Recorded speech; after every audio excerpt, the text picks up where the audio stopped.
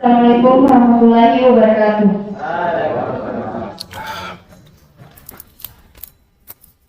Alhamdulillahirrahmanirrahim. Assalatu wassalamu ala asyrafil anbiya'i wal mursalin wa ala alihi wa sahbihi ajma'in, amma ba'd. Pertama-tama marilah kita panjatkan puji syukur kepada Allah Subhanahu wa taala karena atas berkat rahmat dan limpahan-Nya jualah kita masih diberi kesempatan untuk berkumpul di tempat ini. Sambutan dari Bapak Direktur Bumdes kepada Bapak dipersilakan dengan hormat. Yang saya hormati Pak Haris selaku teknisi pada pilpres kita, Bapak Kepala Agama, tokoh masyarakat, Bapak-bapak yang saya hormati. Syukur alhamdulillah kita panjatkan puji syukur kepada Allah Subhanahu wa taala karena kita masih diberikan umur yang panjang, kesehatan, kesempatan sehingga kita semua masih bisa hadir di tempat ini dalam rangka membicarakan beberapa hal terkait pilpres kita. Assalamualaikum warahmatullahi wabarakatuh. Bapak, saya berdiri capek dulu dari tadi. Alhamdulillah, saya bertemu kembali dengan masyarakat Desa Pelasi. Saya sampaikan dulu masalah kondisi Peltes. Peltes ini saya katakan adalah perawatan tahunan ya. Kita antisipasi untuk tahun berikutnya karena ada beberapa perbaikan dulu yang masih saya garansi. Kemarin didapati 2 SCC rusak, alhamdulillah sudah diperbaiki, sudah terpasang, tinggal satu lagi yang belum terpasang. Terus baterai itu rupanya ketemu rusak 2, tapi satu sudah diperbaiki dan itu masih garansi saya, artinya tidak ada pembiayaan lagi toh.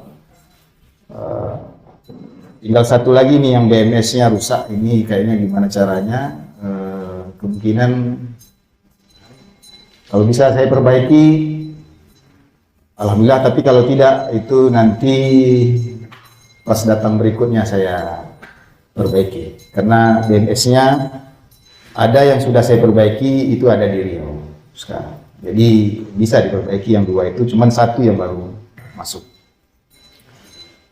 Saya berdiri di sini sebenarnya ingin menyampaikan kepada masyarakat kabar tidak baik dan kabar baik dari berimbang. Awal komitmen kita tidak boleh melarang masyarakat memakai apapun yang di dalam rumah setelah lebaran. Itu pernah kalau nggak salah dulu dipertanyakan, bebas mau pakai apa saja. Dengan catatan limiternya jangan diganggu gugat, artinya jangan diloskan, jangan dicuri. Nah kalau itu dilakukan baru masuk ranah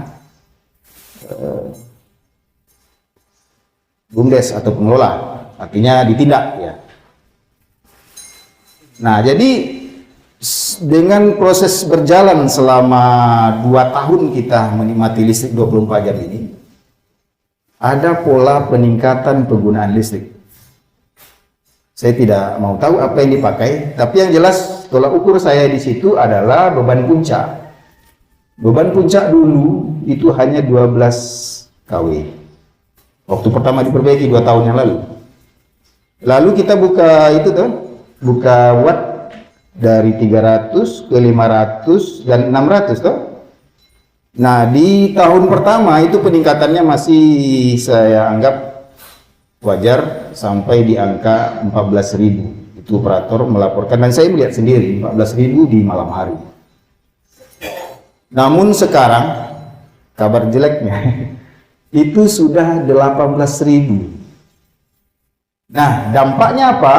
Itu baterai yang biasanya tidak ada masalah akan lebih bermasalah. Artinya lebih terpaksa, terkuras. Kalau barang dipaksa ya cepat rusak tuh. Tapi alhamdulillah masih dalam batasan. Saya 2 rusak tahun ini baterainya. Dibandingkan dari yang pertama dulu, memang banyak, tapi itu sebenarnya rusaknya terakumulasi dari tahun pertama, kedua, ketiga. Baru tahun ketiga kita perbaiki, makanya banyak yang rusak baterai waktu itu. Sebenarnya kerusakan per tahunnya tidak segitu. Ya, sekitar 2 lah. Kalau kita ambil data sekarang itu 2 rusak setahun. Itu kabar buruknya. Dampaknya apa?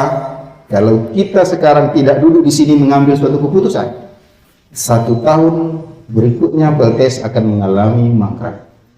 Dan itu akan memakan dana yang besar. Baterai banyak yang diganti, wah itu tidak cukup uang kita. Nah, bagaimana caranya? Nah, ini kabar baiknya. Jadi kabar gembiranya adalah BUMDes bersedia berpikir dengan masyarakat, bagaimana dari masyarakat ke masyarakat. Maksudnya begini, kita punya cita-cita PLTS ini nanti mungkin bisa lebih, mungkin bisa sampai 1000 seperti Batu Bingkung sekarang sudah bisa 1000-an masyarakat minta. Tapi kalau kita harus dijaga yang 600 watt dulu, dan daftar tunggu yang masih ada untuk sementara stop. Kapan bisa dibuka? Kalau ada keputusan hari ini. Penambahan baterai, dan kalau ukuran saya sebenarnya begini. Investasi belanja modal dari BUMDes cukup dengan per tahun minimal 2 baterai dan 1 SCC. Kenapa harus ditambah SCC-nya? Karena nanti beban SCC yang berat itu akan kita split atau kita pisah. Itu kan SCC itu kan bisa menyalurkan energi dari modul grup di kombiner itu satu panel. Dia sekitar 6000 watt. Jadi 6000 watt dia bisa masukkan ke baterai dan diberikan masyarakat oleh 1 SCC. Namun aturan main di peralatan elektronik tidak boleh, walaupun motor itu bisa lari kencang 200 km per jam, kalau selalu kita bikin seperti itu hancur. Makanya idealnya hanya boleh separuh. Atau dikatakan beban operasional. Kalau beban kejut boleh, hanya sebentar-sebentar. Tapi kalau dia kontinu atau beban kontinu itu hanya boleh 50%. Artinya kita harus mulai dari sekarang untuk menambah controller supaya SCC yang saya garansi, dan ya kan udah habis garansi ini. Nanti rusak lagi, kena biaya lagi 5.500.000. Jadi harus di backup idealnya dengan mungkin SCC merek Schneider atau Hotback Power buatan Amerika, kalau Schneider Jerman, atau yang lain-lain yang Morningstar buatan Inggris. Ya. Jadi secara kalkulasi belanja modal investasi BUMDes setiap tahun tambahan ya. Kalau kemarin 1 baterai 1 SCC Pak ya. SCC yang tahun ini tapi belum dibayar, itu masih dipinjam di tes. Alhamdulillah SCC yang terpasang sekarang itu sudah mungkin 6 bulan ya Pak ya. Alhamdulillah 6 bulan dia tidak ada masalah. Walaupun panas, tapi kata si Kahir waktu di Jakarta itu jauh Bang lebih panas daripada yang di kementerian, daripada yang di sini. Kalau Pak Desa bilang nih panas betul. Cuman panas itu adalah panas yang wajar, masih di bawah 50 derajat Celcius, masih bisa bertahan dan tidak naik, maka dia tidak akan terbakar. Karena sistemnya tanpa kipas. Kalau SCC kita rusak kipasnya, panasnya meningkat, operator luput dari pemeriksaan kipasnya putus, nggak jalan, terbakar. Itu kelemahannya kalau di merek lain yang tanpa kipas itu bebas. Artinya panasnya itu ada sirip yang banyak-banyak. Nah, setelah saya hitung total investasinya 1 tahun itu paling kurang 36 juta dengan 2 baterai, 1 controller. Nah, sekarang opsinya bagaimana? Yang saya sampaikan Pak Direktur sebenarnya tidak pilihan sih, sebenarnya bisa menutupi ini sedikit, bisa di sini banyak. Nah, opsinya yang pertama seperti di Batu Bingkung itu ada pola subsidi dan non subsidi. Artinya kita tidak mengganggu biaya iuran yang bawah, karena itu pasti masyarakat yang tidak mampu. Kita hanya memikirkan penambahan iuran sedikit Kan per bulan ini mungkin 10.000 per bulan tambahan yang daya besar ya. Silakan saja berhitung, Pak Direktur yang tahu itu berapa pelanggan di 600 watt.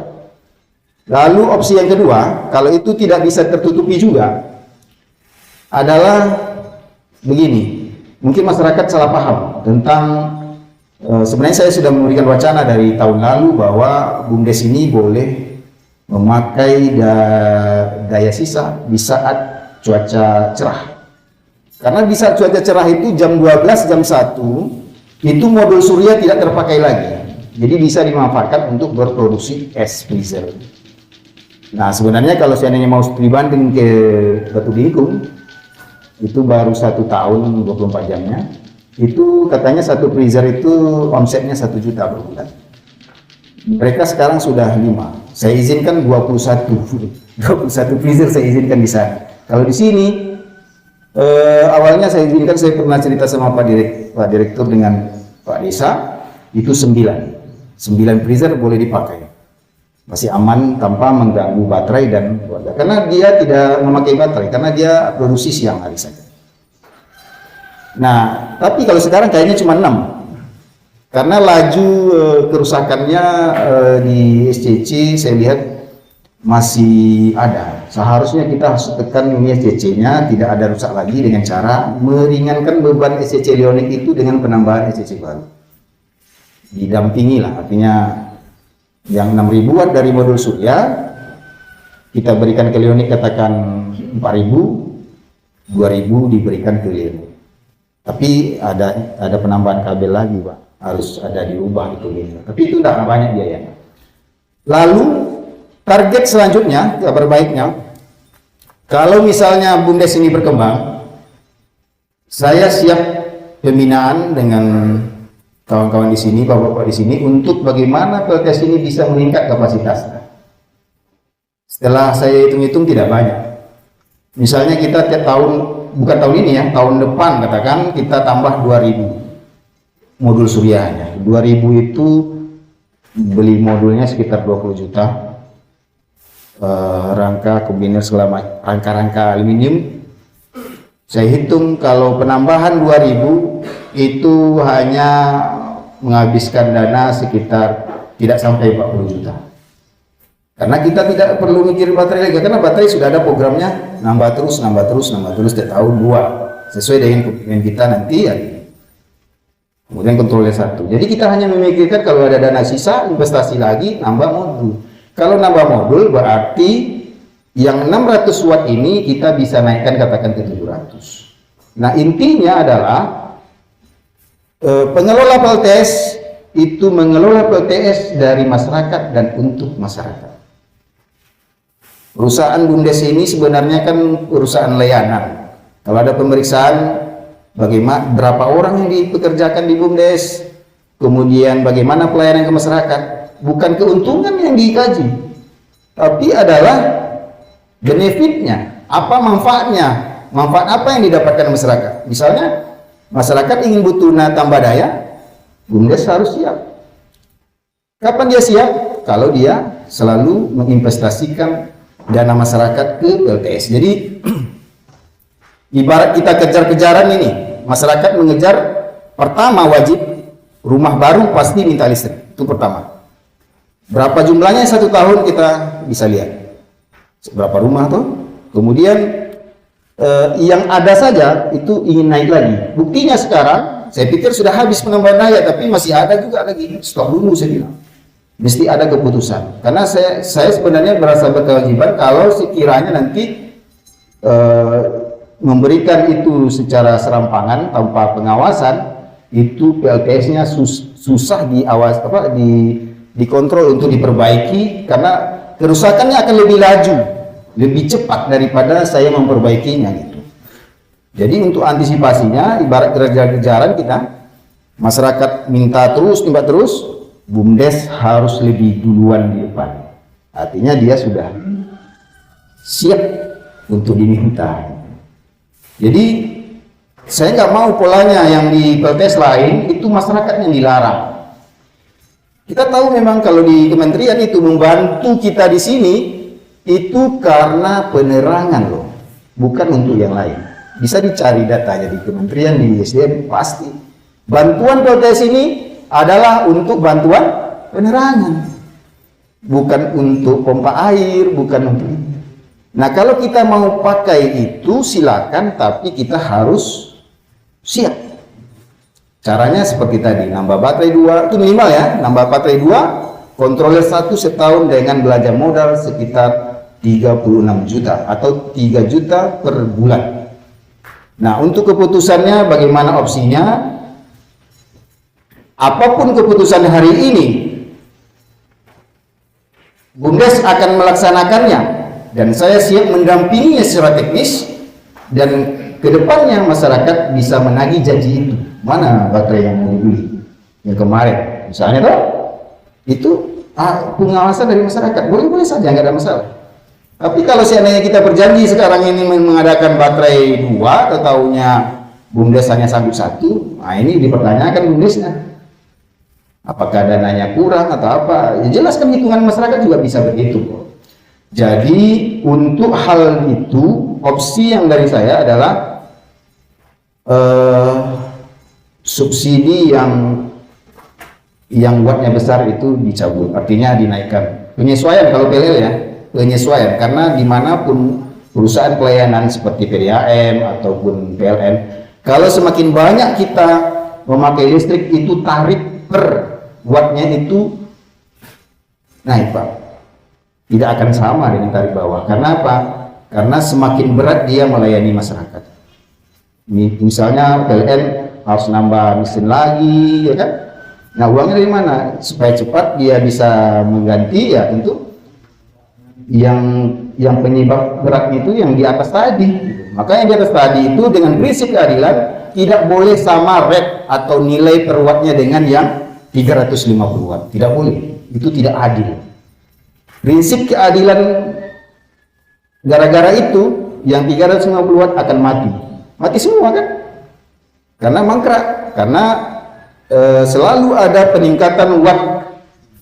Beban PLTS-nya saya lihat semakin hari semakin meningkat, dengan bukti awal pertama 12.000, lalu waktu tahun pertama hidup 24 jam itu hanya 14.000. Bisa ditanya operator, dan operator juga melaporkan ke saya walaupun saya tidak ada di sini. Lalu sekarang ini yang saya khawatirkan itu 18.000. Kalau ini berlangsung terus, baterai mulai rusak-rusak, akan rusak satu, maka beban baterai yang tadi misalnya 63 yang tinggal ya, 263 tambah 1, 64 ya, 64 itu rusak satu, jadi beban 64 ditanggung oleh 63. Kalau rusak 2, beban 64 bebannya sama tetap, malah meningkat bebannya. Jatah 64, kalau dikasih lagi warganya watt tambahan, berarti harus ada baterai 65, sementara baterai berkurang. Akibatnya laju kerusakan baterai akan semakin cepat. Nah, itu sangat berbahaya. Dan ini kalau sempat laju, dia sudah masuk fase berat, itu dia 1 tahun rusak semua. Nah, itu yang kita antisipasi. Caranya Bumdes harus siap lebih laju ke depan kemampuan PLTS-nya daripada permintaan warga. Jadi jangan overlap, jangan salah. Jangan lebih duluan masyarakat minta sementara Bumdesnya atau PLTS-nya nggak siap. Tapi harus PLTS-nya siap dulu. Nah, kalau ini tetap dijaga, insya Allah PLTS kita tidak akan mati selamanya. Gitu? Kenapa? Karena kita meningkatkan terus. Karena mangkrak itu sebenarnya yang 100 kWp kemampuannya menurun sampai misalnya terakhir kemarin waktu sebelum rusak kan 2 jam misalnya itu kan. Nah, kalau 2 jam itu kemampuannya tinggal 30 kWp. Sementara kebutuhan kita 100 kWp. Akhirnya apa? Waktunya yang dipersingkat. Jadi itulah kira-kira ya, supaya mudah-mudahan masyarakat paham. Apapun keputusan hari ini silakan didiskusikan dengan Bumdes, dan berapa biaya itu bukan ranah saya sebenarnya, kami hanya memberikan wacana-wacana. Saya kira juga masih wajar kok, tidak berat ya, karena bulanan. Ke depan kita harus lebih maju, pola pikir maju, tidak saling menyalahkan, tetapi Apa yang kita rencanakan ini direncanakan dari awal tahun. Jadi BUMDes mengerjakan ini tidak ada teguran dari masyarakat. Masyarakat hanya mengawasi sesuai dengan program yang direncanakan di awal tahun. Jadi ini rapat tahunan prinsipnya adalah memberikan penjelasan kepada masyarakat apa yang telah dilakukan dan apa yang akan dilakukan.